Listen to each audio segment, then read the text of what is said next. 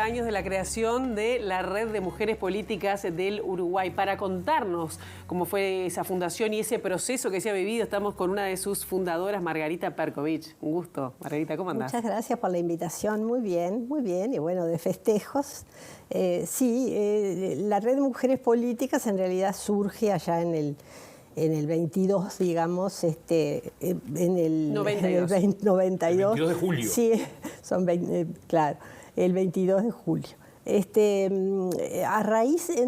A mí me gusta recordar que el proceso de trabajo conjunto de las mujeres de todos los partidos políticos en realidad surge en la transición democrática con la concertación de mujeres, que es un poco lo que provoca que nos conozcamos, que adquirimos confianzas entre nosotras, porque hicimos un diagnóstico en ese momento, a la salida de la dictadura, de la situación que había de las mujeres uruguayas. Entonces, con un gran impulso del Plenario de Mujeres del Uruguay, de Carmen Tornaría en aquel momento, quisimos participar de lo que era la concertación programática, que fue aquella propuesta que se hizo de ir creando espacios de trabajo sobre distintos temas para el primer gobierno democrático del Uruguay. Y allí las mujeres dijimos, no, nosotras queremos estar. Los dirigentes de los partidos políticos nos dijeron que no, porque la verdad es que las mujeres en Uruguay eran iguales a los hombres, etcétera. Igual nosotras nos juntamos todas. Aparte de todos los partidos. De todos los partidos. Y bueno, y nos juntamos igual todas. Hicimos un trabajo bien interesante de diagnóstico, porque no solamente éramos las mujeres políticas, sino que estábamos con las organizaciones sociales, con la Federación de Estudiantes, con el PIT-CNT, el PIT en aquel momento. Y bueno, fue un trabajo bien interesante. Las pocas organizaciones sociales de mujeres que trabajaban en el tema mujer, las periodistas fueron unas, y de ahí surge un conocimiento y una práctica y un respeto sobre una agenda común que teníamos las mujeres. Pero por supuesto en el primer parlamento y el primer gabinete no había una sola mujer. Estaba Adela Reta en el Ministerio de Educación y Cultura, que bien que hizo, porque ella creó la Secretaría de la Mujer con la doctora Diosma Piotti, y allí se hizo la primera conferencia de la mujer, porque nosotros habíamos estado aislados de todo lo que pasaba en el mundo. Y eso dio pie para que después se creara la Red de Mujeres Políticas, porque nosotros lo que veíamos era la necesidad de fortalecer a las mujeres en todos los partidos políticos, por esta dificultad que se tiene en el Uruguay, que tiene partidos políticos muy consolidados de mucho tiempo, pero también con una práctica masculina en la que no entra mucho, digamos, cambiar los estilos como para adecuarse para el ingreso de nuevas generaciones y de otra forma de hacer política o encarar nuevos temas, digamos, ¿no? Entonces la red se crea en julio del 92, un poco para eso. Y bueno, por supuesto consiguiendo financiación de la cooperación internacional, de las agencias de las Naciones Unidas, de UNO Mujeres, del Fondo de Población, ¿Y financiamiento de la cooperación? para qué? Y financiamiento para poder hacer cursos en todo el país. Para eso, para que nos pagaran los pasajes, para poder organizar, por ejemplo, la comida, la estadía en hoteles de las personas que capacitaban, etcétera. Que esas cosas son las que se necesitan para organizarse. Y entonces, con esas financiaciones externas a los partidos políticos que fuimos logrando, la cooperación alemana también, la Fundación Eber, fuimos capacitando a las mujeres de todo el país, yendo a todos los departamentos y logrando esto de crear redes que reflexionaran sobre la necesidad de profundizar la democracia con la participación de esa más de la mitad de la población que somos las mujeres, ¿no? Margarita, sin duda alguna se ha hecho mucho en estos 30 años, desde que existe la Red de Mujeres Políticas. Estamos hablando de las mujeres en la política, no de la inserción de las mujeres en otros aspectos de la vida, que creo que ha sido mucho mayor y mucho más importante. Pero cuando uno ve los números fríos de cómo se integra la mujer en el Parlamento, por ejemplo, en el último Parlamento, la verdad que parece que se hubiera avanzado muy poco, ¿no? Y simplemente quiero recordarle, sobre todo a la audiencia, pero seguro vos, Margarita, lo tenés muy presente, que este Parlamento tiene 19 mujeres en la Cámara de Diputados, recordamos que son 99 los diputados, y tiene 8 en el Senado, recordamos que son 30 senadores más la vicepresidenta de la República. Y ahí vienen los números. Bueno, en el Frente Amplio, que es el partido que tiene mayor participación de la mujer, tiene un 34,5% de sus parlamentarios, sumando cámaras, senadores y diputados, 34,5%. Ese es lo más alto. Después sigue Cabildo Abierto, que tiene 21%, después el Partido Colorado con 12%, y después el Partido Nacional, que tiene 7,5% de sus parlamentarias mujeres, de sus parlamentarios mujeres. Es un problema del sistema político uruguayo, porque no es que no hayan trabajado las mujeres y logramos, después de muchos años, tener la cuota, que era lo mínimo que podíamos tener, que era un 30% del Parlamento. Nunca logramos aprobar la paridad, a pesar de que trabajamos todas juntas de todos los partidos políticos, hicimos un buen proyecto de ley, y no hubo forma. Pero acá está lejos la cuota. Pero por eso, estamos por abajo de la cuota, y ni hablar de la paridad. Por eso el índice de desarrollo humano del Uruguay baja notoriamente por este indicador, de que tenemos poca representación en los ámbitos de decisión, que son obviamente los del Ejecutivo y los parlamentarios.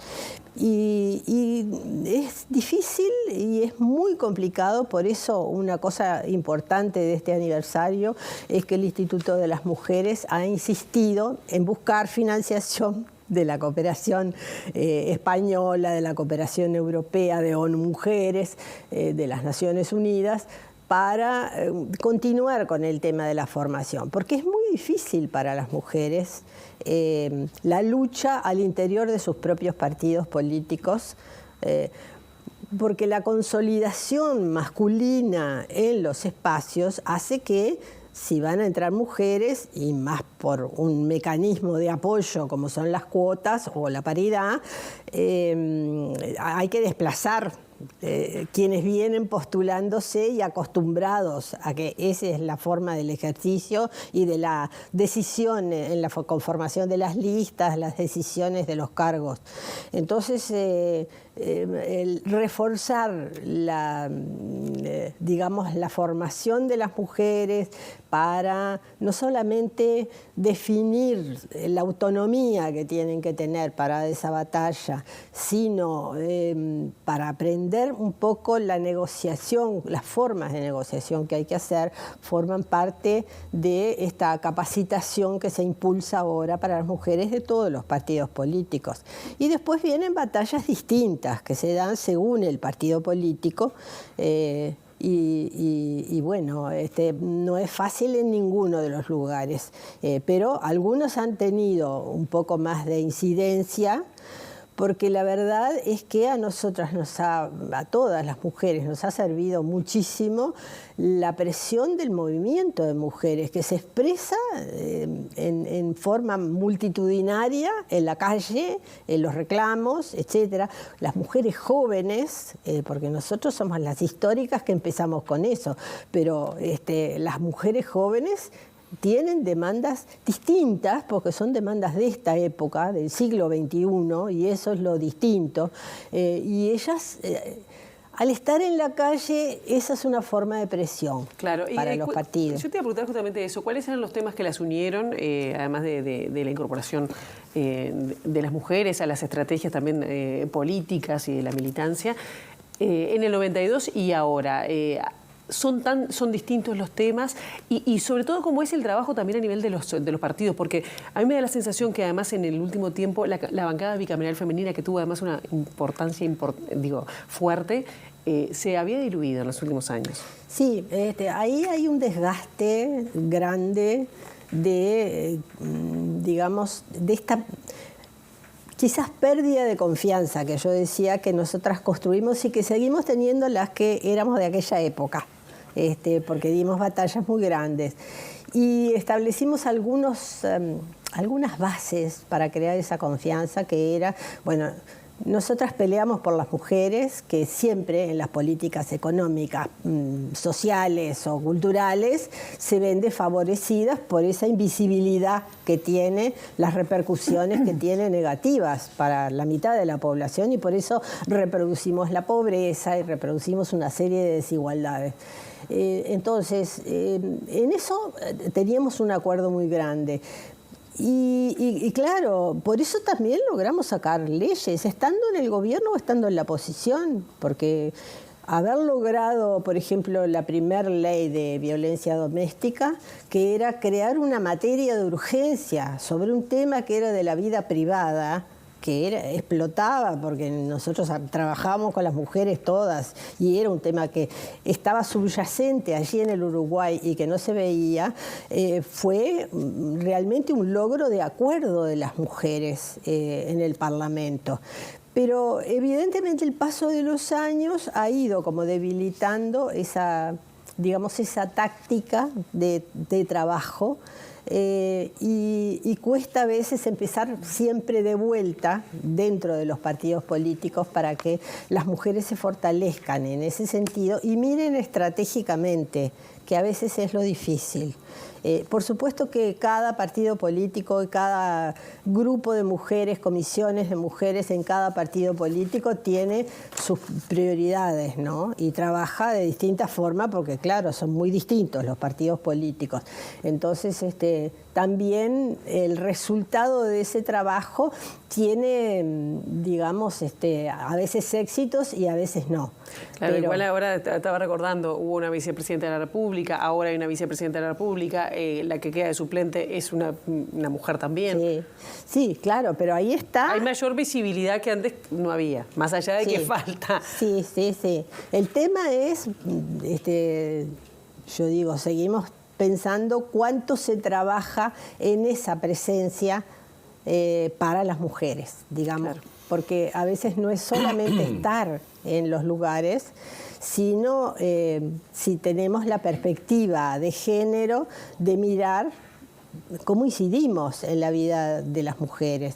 Pero bueno, eso depende muchísimo también de cada partido político y de las prioridades que se le da en cada partido y la lucha que dan las mujeres adentro de los partidos políticos para que los programas de gobierno visibilicen cómo se van produciendo las desigualdades sociales y las debilidades que en el caso de las mujeres, que vuelvo a decir, somos reproductoras de la pobreza, es evidente que le interesa a cualquier partido político encararlo. Pero bueno, todos tienen distintas prioridades y ahí está la distinta lucha que tienen que dar las mujeres en cada partido político. Pero parece bastante increíble a esta altura del partido que los discursos sean maravillosos y muy floridos y muchísimo más igualitario de lo que es la realidad, porque a la hora de poner las cosas arriba de la mesa y decir, de congeniar el discurso con los hechos,